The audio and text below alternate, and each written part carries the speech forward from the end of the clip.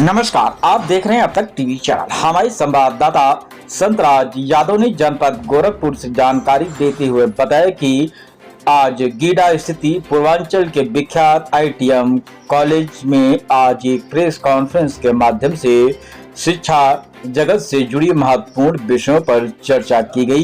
कार्यक्रम में मुख्य अतिथि के रूप में प्रोफेसर DS चौहान, पूर्व कुलपति AKTU लखनऊ उपस्थित रहे। उनके समक्ष प्रतिभागियों ने शिक्षा से जुड़े विभिन्न मुद्दों पर अपने विचार रखे। यह कार्यक्रम 2 दिनों तक आईटीएम गीडा कॉलेज के कॉन्फ्रेंस हॉल में आयोजित किया जा रहा है। सम्मेलन के दौरान छात्रों को यह जानकारी दी गई कि वे किस प्रकार अपनी शिक्षा को और मजबूत बनाकर अन्य स्थानों पर अपनी प्रतिभा को निखार सकते हैं। प्रोफेसर DS चौहान ने बताया कि इसके साथ ही शिक्षा जगत में महारत हासिल कर चुके और समाज में उत्कृष्ट कार्य कर रहे लोगों के अनुभव भी छात्रों के साथ साझा किए गए। इस कॉन्फ्रेंस के माध्यम से छात्रों को जागरूक करके और उन्हें बेहतर दिशा देने का भी प्रयास किया गया।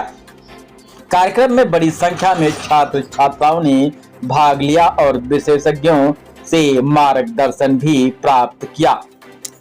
आगे क्या कुछ चर्चा हुई, आइए चलते हैं हमारे संवाददाता के साथ। इसमें 38 से ज्यादा रिसोर्स पर्सन जो तमाम ऐसे इंस्टीट्यूशंस हैं जो नेशनल इंपॉर्टेंस के हैं, जैसे IITs, NITs, ट्रिपल IITs और निटर चंडीगढ़ या और भी जो दूसरी विशेष यूनिवर्सिटीज हैं जो अपने अपने एरिया में एक स्थान रखती हैं, वहां के रिसोर्स पर्सन हैं, हमारे बच्चों को लाभान्वित करेंगे।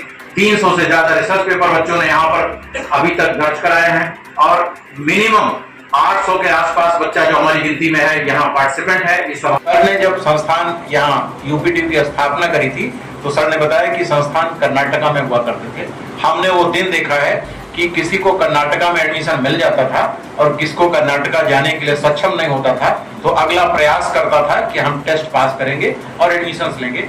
उस समय आदरणीय सर 5-6 कॉलेज हुआ करते थे जब हम लोग पढ़ा करते थे, तो 5-6 इंजीनियरिंग कॉलेज हुआ करते थे पूरे प्रदेश में। जब हम लोग इतने सौभाग्यशाली हैं कि आज की तारीख में 500 से ज्यादा संस्थान हैं, 5-6 तो इस गोरखपुर में ही है, तो संभावनाएं तो आपको मिल गई हैं कि आपको उपलब्धियां हासिल करने के लिए जो स्टेप्स चाहिए थे वो सारे मिल गए हैं, मगर नियंत्रण आपको अपने ऊपर रखना है और इन संसाधनों का असली इस्तेमाल करके जीवन की ऊंचाइयां हासिल करने के लिए जो स्टेप्स सर ने बताए हैं उन पर अमल करना है।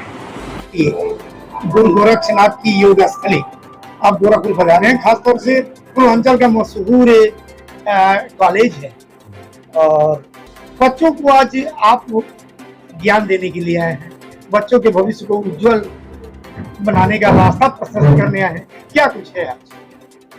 देखिए, हमारा काम ये है कि जो भी हमारे इंस्टीट्यूशंस पुराने हैं, कम से कम 20-25 साल पुराने हैं, इनकी क्षमताएं इतनी हो जाएं कि पूरे उत्तर प्रदेश के अंदर इनका नाम हो।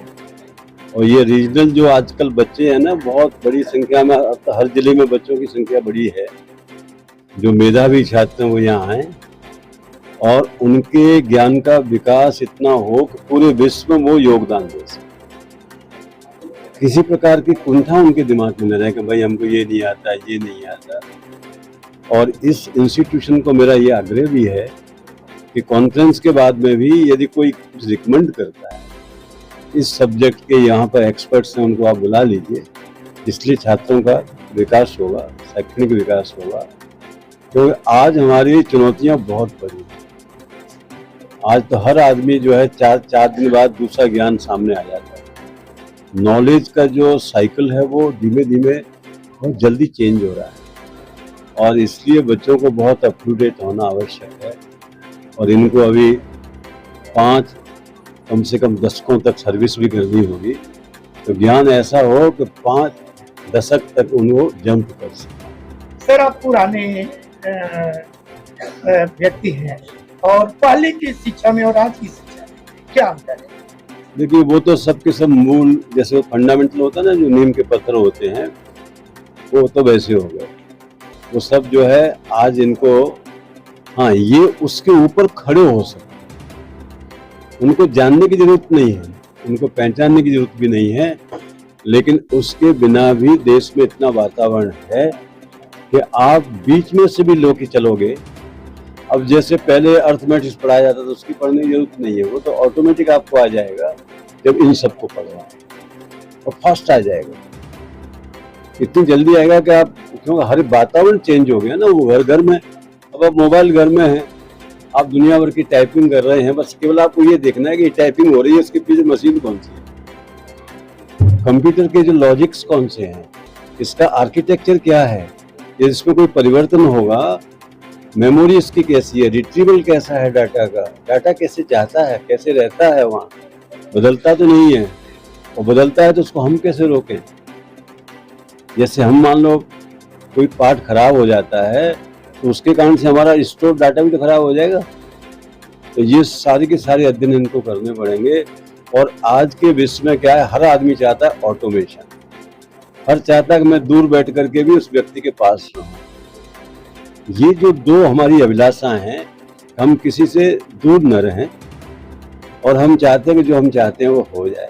एआई का जमाना है, और क्या पूर्वांचल ही नहीं बल्कि पूरे देश के बच्चों को किस तरह का संदेश देना चाहेंगे? देखिए, भारतवर्ष जो है पहले से ही एआई के जो टूल्स हैं वो भारतवर्ष में ही पुराने डेवलप हुए थे, लेकिन अब ये है कि अब लोगों को धीमे धीमे मालूम पड़ेगा कि यहाँ के लोग कितने, मतलब आर्टिफिशियली इंटेलिजेंट कितने थे।